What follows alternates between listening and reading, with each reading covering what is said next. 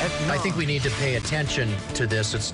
We're not out of the woods yet, and there's ongoing transmission.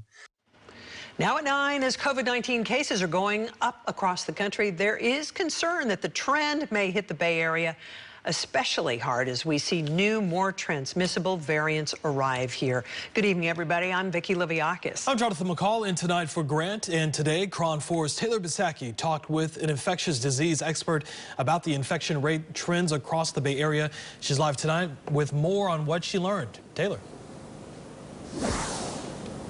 Well, we are seeing an upward trend in some Bay Area counties, but it's really important here to look at this data county by county. And again, many of those infectious disease experts say that this data just reinforces the fact that we're not quite out of the clear just yet.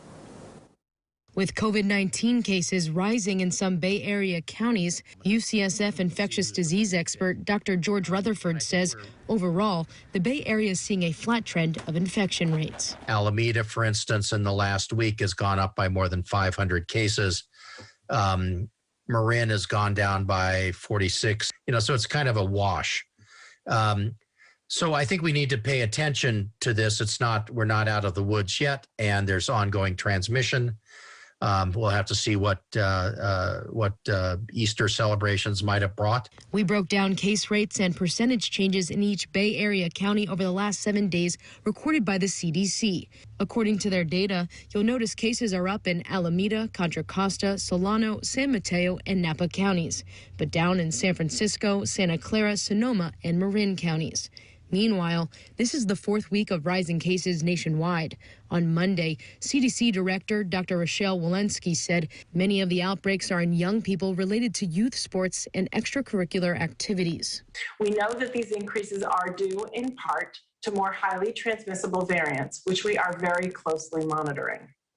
And as more schools are reopening, it's even more important to make sure they do so safely with strict adherence to CDC guidance and for all of us to roll up our sleeves for a vaccine as soon as we can. Dr. Rutherford agrees. April will be an important month to watch what happens as more Bay Area schools reopen and youth sports ramp back up.